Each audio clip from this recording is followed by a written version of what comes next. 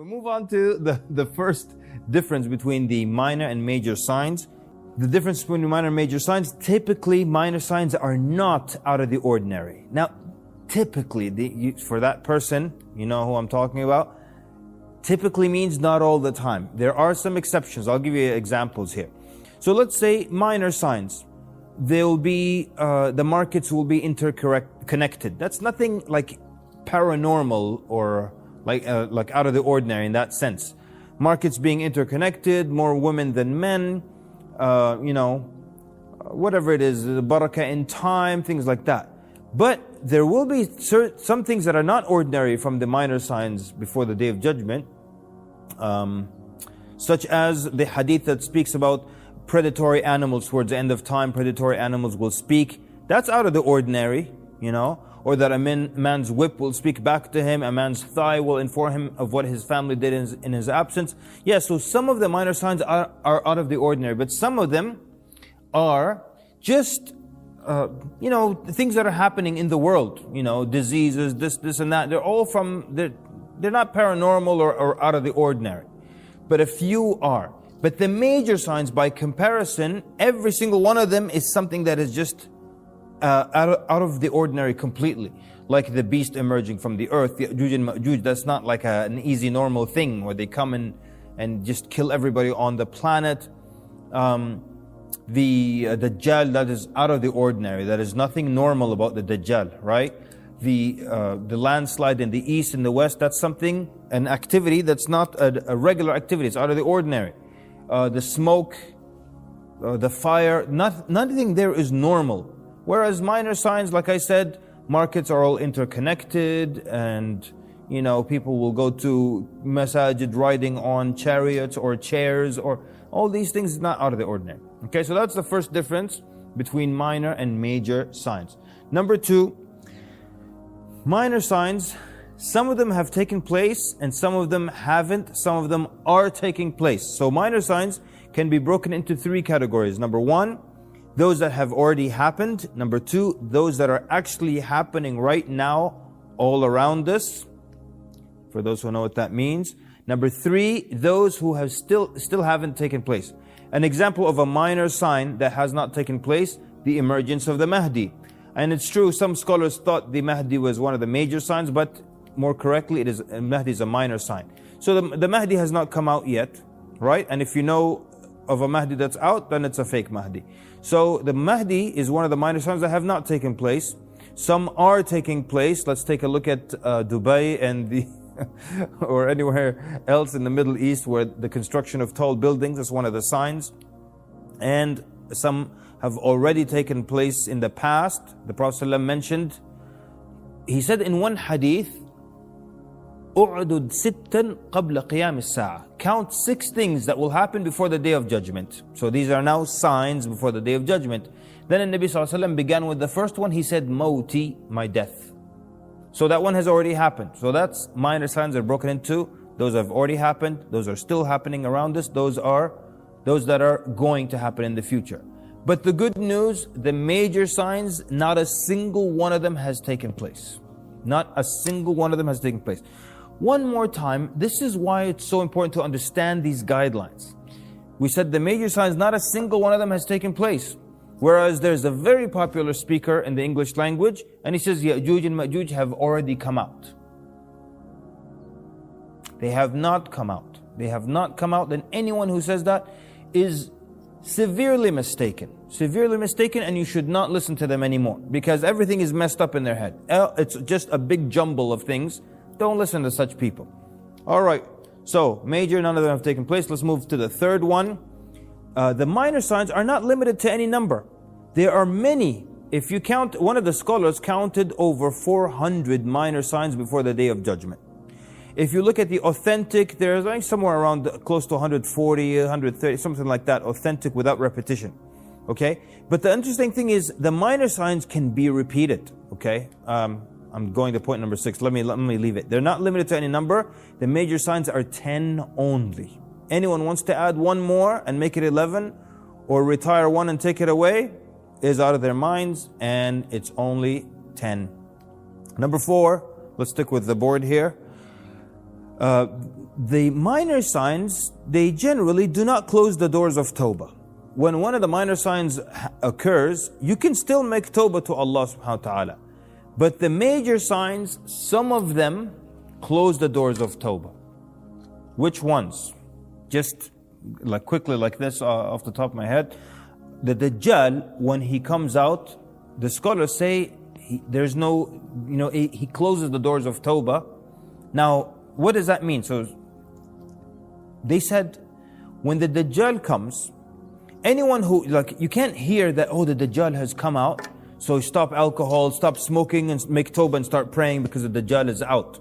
Because the hadith says, the person who is already practicing and thinks his iman is strong, the Dajjal will make him disbelieve. So what about this guy who's just made Tawbah in the morning because he heard the Dajjal is out? You understand? So they're saying the Dajjal, when he comes out, wherever you are at that point, that's where you're going to remain. And not only that, some people will leave iman to go to kufr because of the Dajjal. So they counted the Dajjal, and I believe it's reasonable, wallahu a'lam. The Dajjal, the smoke, when it comes out, there's no Tawbah. Why? Because as you inhale the smoke, and we'll get to it inshallah, it affects you based on who you are at that moment. If you're a believer, you just get like the runny nose and the sniffles. And if you're not a believer, then your face becomes black and your body becomes bloated. So how can you make Tawbah at that point? It already affects you as you are. Then they mention, and of course famously, the sun rising from the west. Anyways, the major signs, some of them, they cannot make Tawbah after that, but the minor signs, for the most part, you can make Tawbah after any of them. We move on to the next one. Number 5. We said minor signs, they can deal with things that are halal and haram, prohibitions. They can deal with social issues like the numbers of women to men. And they don't even have to be halal and haram, as we famously use the example of the construction of tall buildings. That's not halal or haram. I mean, it's not haram, it's halal, right? Sometimes it refers to social issues, but remember, it can deal with these things. But the major signs, they don't deal with any of that. The beast has nothing to do with halal, haram, social issues. The smoke, the landslide from the east, the landslide from the west, the Dajjal, Ya'juj and Ma'juj, the return of Isa alayhi salam. Now we have one more, the fire, the great fire. So, clearly. Next point. The minor signs can be repeated. I gave you the example last time. Alright?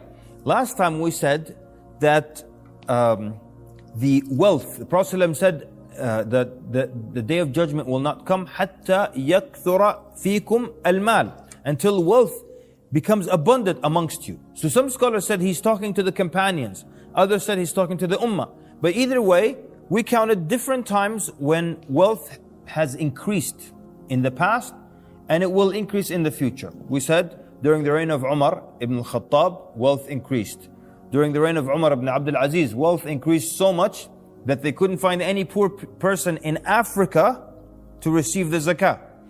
Then in the future, at the time of the Mahdi, wealth will increase. And then after that, at the time of Isa ibn Maryam, wealth will increase. So this is one minor sign that will reoccur 4 different times. But now going back to our board here, the major signs only occur once, and it says between brackets, thank God, alhamdulillah. Why? Because imagine after the sun rises from the west, and that's a catastrophic event, right? Then it happens again next year. Or the smoke happens more than once, or there's more than one beast, or probably the worst one, the Dajjal, another Dajjal comes. So we needed Isa ibn Maryam to come back and kill the first one. And who's going to kill the second one? And we just finished killing the Dajjal, and then we get a new Dajjal. Who's going to take care of that guy? So it's a great blessing that the major signs only happen once. Number 7, the minor signs are not always on a global scale. But there are exceptions for that guy who loves to find exceptions. The Mahdi, for example, is an exception. When he's a minor sign, but when the Mahdi comes out, the Prophet ﷺ said, يَمْلَأُ الْأَرْضِ, he will fill the earth with justice. Alright? That means the earth will feel His presence. But for the most part, the minor signs are not things that the whole world feels the impact of, all right? But major signs are no joke. Major signs are, for the most part, either directly or indirectly affect the whole world, either directly or indirectly. Why am I saying that? Because we said there's a landslide in the east and a landslide in the west. But what about those living in the north? All right? Okay, but it will impact the world. That's the point. Next point. Number 8, we said the minor signs can be very far apart. One of our earliest minor signs was the sending of the Prophet ﷺ and the death of the Prophet ﷺ. Look at how long ago, 1,400 years ago, that was the first minor sign before the Day of Judgment. And then after the major signs occur, there will still be minor signs. You know, all the social issues, lying and people stealing and committing murder, that will happen even into the major signs. So the minor signs start from the sending of the Prophet ﷺ and they will continue until the Day of Judgment itself. Whereas the major signs, as you can see there from the font, they're all closer together. They're all close together. Now, we said the hadith that mentions the difference or between the major and between each major sign is 50 years. صح? That hadith is weak. And some people will try to calculate that, okay, it's 500 years from the Mahdi to the, from the Dajjal until the Day of Judgment. Then if we can just guesstimate how far we are from the Dajjal, then we can guesstimate how far we are from the Day of Judgment. Never, ever, ever. You can never figure that out. But in general, the Prophet ﷺ in an authentic hadith that does not mention years, but the Prophet ﷺ, he said that when the first sign happens, now compare this to the minor. The minor started 1,400 years ago and will continue until the last minute before the Day of Judgment. But the major, and Nabi ﷺ mentioned that when the first one happens, the next one will follow and they will come in rhythm. And then the Prophet ﷺ gave us a visual. He said it's like when you have like a necklace or some beads in a string. And then you cut that necklace or you cut that string, the beads will fall, but they're going to fall in a rhythm. So I have some beads in a string. Okay, I hang it upside down like this. When I let go, the bead will come out of the string. And the first one will fall. And the second one will fall immediately. It's not going to wait in a day and then fall. And then next one falls in 2 minutes. Next one in 7 minutes. La. It's going to fall in rhythm. They're going to fall out tuck, tuck, tuck, tuck, tuck, tuck, like that. The Prophet described that. Those are the major signs. Let's follow along. This is in Sunan Abu Dawood, rahimahullah. Ibn Umar, radiallahu anhuma, narrated, we were sitting with the Prophet sallallahu alaihi wasallam, and he spoke of the trials to come until he mentioned the trial of al-ahlas. Okay, the narration, or in Arabic it says, he mentioned the trials and spoke a lot about them until he mentioned the trial of al-ahlas. So he was asked by someone concerning the trial of al-ahlas, fitnat al-ahlas. So, and he said, it will be harabun wa harab. It will be flight and plunder. Okay. First of all, let's start with the name. So, in this hadith, An-Nabi sallallahu alayhi wa sallam mentions 3 trials that will come and before the Day of Judgment. So, and in order to completely, if you remember one of the rules we mentioned, in order to completely understand where this or all 3 of them fit in, you have to also have knowledge of all the other narrations so you can place it perfectly. Otherwise, just fitnat al-ahlas, someone's going to say coronavirus, this is fitnat al-ahlas. Let's look at it. First of all, An-Nabi sallallahu alayhi wa sallam called it fitnat al-ahlas. Al-ahlas, jam'u hils, is the plural of hils. And what is hils? It's a cloth that they put on the back of the camel before they put the saddle on top of it. All right? So they put this cloth on the back of the camel, then they put the saddle on top. So the Prophet ﷺ called it fitnat al-ahlas. Why al-ahlas? Why is it named after this cloth that's on the back of the camel? Because the scholar said the hils is mulazim ala dhahr al-ba'ir. It is always there on the back of the camel. If you're looking at a camel that has a saddle on it, you know for sure there's a hils underneath that saddle. So it's always there. Look at how clever, how intelligent the naming is here. Because it's named after something that's always there. So that means it gives you the hint from its name that it's a fitna that will always be there. Constant and steady. It's dawam and duration and its continuity. So we were sitting with the Prophet ﷺ and he spoke of the trials to come until he mentioned the fitna, the trial, test of al-ahlas. We said plural of hils because it's always continuous, it will always be there, its duration. So he was asked concerning this trial. Someone asked him about it, what is fitnat al-ahlas? And he said, it will be flight and plunder. Flight here, not flying in the air, but flight, fleeing from one another, and plunder. Harabun wa harab. Now, so harab is people fleeing from one another. Now, it's easy for someone to say, oh, well, we're in al-ahlas right now. Because harab, people are fleeing from one another and they're supposed to stay away from each other. But some scholars explained here that the harab here is due to the violence and the aggression from people. Meaning, people are so violent and aggressive and there's so much killing that your best way to stay safe is to flee and distance yourself from other people. And then, harab, dhahabul mali wal ahl, is people losing their wealth and their family members. And here we go, COVID-19 people. They're like, there we go. First it's harab, social distancing, and then harab, dhahabul mali wal ahl, you lose your money and your family. COVID-19, getting fired, your business, can't keep a straight face. Your business, you don't have enough money, you had to shut down your restaurant, so dhahabul mal, here you go, losing your wealth. Wal ahl, you lose your family to the virus. طيب. Thank you so much for your brilliant observations. And that's why this is such a good example of, first of all, slow down and then look at it within the context of the entire hadith. Because realistically, many things can match. I can mention something vague and you can say, well, it matches the coronavirus, or it matches AIDS, or it matches, but yeah, anything can match, but it has to fit like a glove. And if it doesn't fit, you know what you should do. All right. Then it says, there will then be a test which is pleasant. Anyways, so continuing, it says there will then come a test which is pleasant. Yeah? Because the test, Nabi sallallahu alayhi wa sallam samaha fitnat as-sarra, the fitna of as-sarra.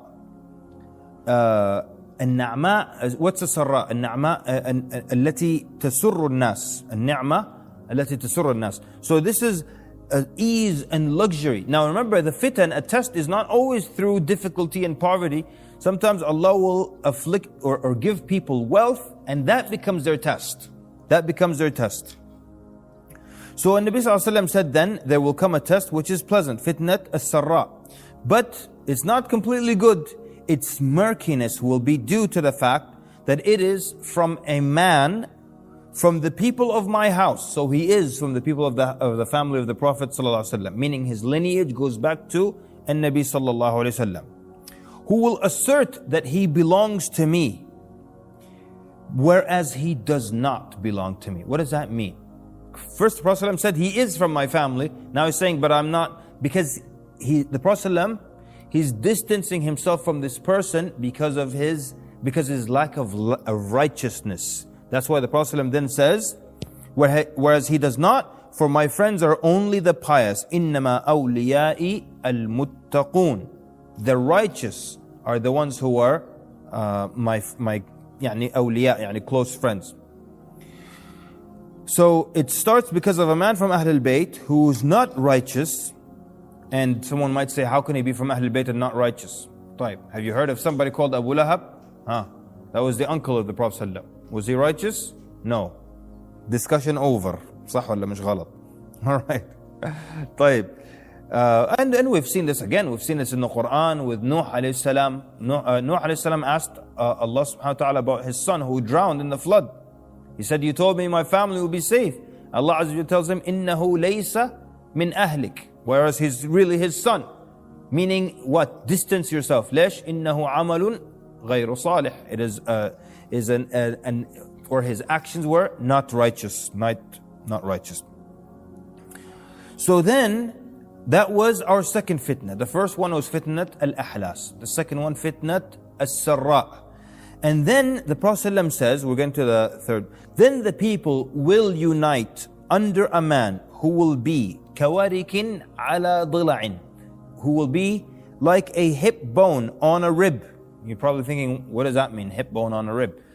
All it means, innahu, yani, that mahzuz, that it is not stable. That's all the visual you need. The rib is curved. When you put something on it, or a hip bone, or because it's curved, it will be rocking like that. So it's not stable. Mahzuz, it's rocky, right?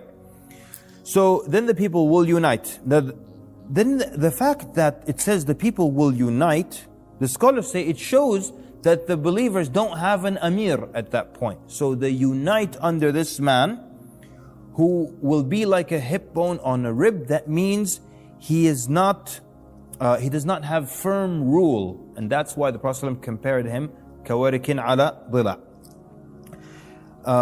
Then there will be, and that my translation here says the little black trial, but it's wrong. Then there will be fitnat ad-duhayma. Ad-duhayma. طيب. ad-duhayma هنا تصغير دهماء. دهماء يعني سوداء. So dahma means black. But when you make tasghir, the diminutive form, yeah, just like we have, whatever, Umar and Uwaymir, or Kalb and Kulayb, like that. So dahma, duhayma, you would think it's smaller. But sometimes in Arabic, you use the diminutive form to show that it's big, not small, that something is big. So here, duhayma doesn't mean little black trial. It means the big black trial. You can do the tasghir to show something. And I had examples. There are the examples. Where's Brother Aziz? Where's our Arabic? Yeah. Anyways. Yeah. So we're saying the hadith then says, then there will be fitnat ad-duhayma, the big black trial, not the small black trial. And if someone says, type, what's your proof that it's the big black trial, not the small black trial? Well, if we continue with the hadith, you'll see that. قال النبي صلى الله عليه وسلم لا تدعوا أحدا من هذه الأمة إلا لطمته لطمة. What does that mean? The Prophet ﷺ is saying, it will not leave anyone from this ummah except that it will strike him. So does that sound like a little black trial or a big black trial if it will affect everyone in the ummah? No doubt, a big black trial. Then the Nabi ﷺ said, and when the people say that it's finished, it will be extended. Every time people think the fitna is over, it's going to be extended. Every time they say, khalas, it's fine, alhamdulillah, it died down, it just, comes up again. So the Prophet ﷺ then said, during it, a man will be a believer in the morning and a disbeliever in the evening. So that the people will be in two camps. A camp of iman, which will contain no hypocrisy. Fustati, a camp, fustat that will contain no, you have iman and no hypocrisy. And a fustat of hypocrisy, a camp of hypocrisy, which will contain no iman. Then, Nabi sallallahu alayhi wa sallam says, when that happens, expect the Dajjal that day or the next. You see why it's important to finish the hadith. Oh, this is COVID-19. هرب وحرب وأحلاس ومش عارف أحلاس وخوف الناس. When you finish it, now you see what's happening, right? So we've got fitnat al-ahlas, followed by the fitna of sarra, which has some kind of luxury, whatever, people are tested through that. and then it's caused by a man whose lineage goes back to the Prophet ﷺ, but he's not righteous. Then people unite under a man, but he will not have firm rule. كَوَرِكٍ عَلَى ضِلَعٍ. Then there will be fitnat ad-duhayma that will affect everyone from the ummah. And then the Prophet ﷺ said, when that happens, it will split people into two camps. A camp of iman that will have no hypocrisy, no nifaq. And a camp of nifaq and not even half a mu'min in it, no iman. And then he says, when that happens, expect the Dajjal that day or the next. That means, especially this third fitna puts us right before the major signs, before the day of judgment. Right? Now, when that happens, someone might say, what about the Mahdi? The Mahdi is not mentioned here.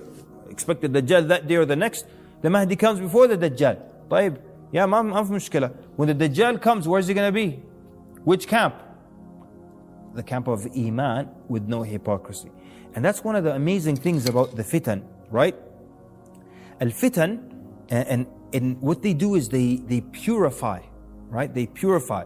That's why in Arabic you say fatantu al-dhahab wal-fidda, which means when you get gold and it's got other things in it and impurities and other ores and what have you, so you put it over the fire. You put it over the fire, and then that fire, which is the test, right, will bring the pure gold from the other impurities, and it separates them like that. And the fitna does the same thing for the ummah and for the believers. Everyone is a great believer when the sun is out shining. But then when there's a test, you see who stands out. You see who's courageous. You see who has iman. You see who has taqwa. Because of that fire, that fitna, the test. So what's beautiful about this last fitna here, fitna al-duhayma, is that it's going to separate the ummah into a camp of believers and a camp of hypocrites. So in that sense, when the Mahdi comes, he knows the camp of believers now. And he's in the camp of believers for sure. And he doesn't have to worry about hypocrites and spies and what have you in their midst.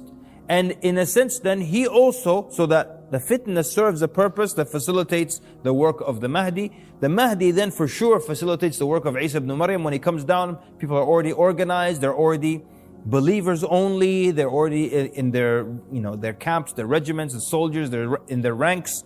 So each one serves a purpose. But we see that fitnat al-duhayma is very close to the end of times, or the beginning of the major signs before the day of judgment. When you look at the hadith like that, is there room now for this to be talking about the coronavirus?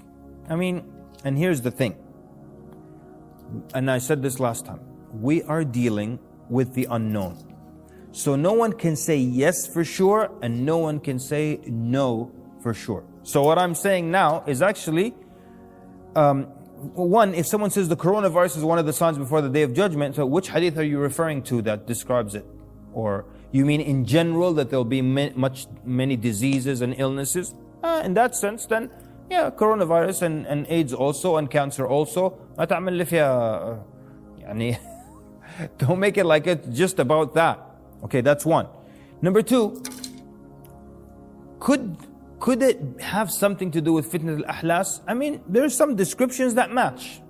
Remember our rule, we have to match all the descriptions. But what we're trying to say is, you always have people who believe we're at the end of times. I mentioned to you a scholar from Al-Andalus who believed that the Mahdi is going to show up in his lifetime. This is hundreds of years ago. And he used to tell his students, if I don't see him, you'll see him, so give him salam from me. So, whatever generation is on the earth, they fall into one of two categories. Number one, they believe every sign is going to happen to them.